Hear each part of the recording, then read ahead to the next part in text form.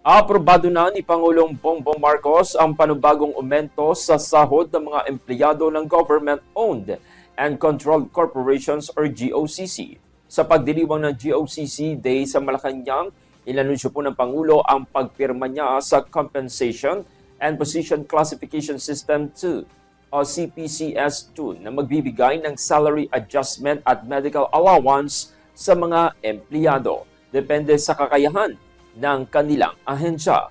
Para sa mga nakatupad na CPCS1, magiging epektibo ang dagdag sahod mula Enero 1 ng 2026. Kasunod ito ng higit 116 billion pesos na remittance mula sa 53 na GOCC ngayong taon.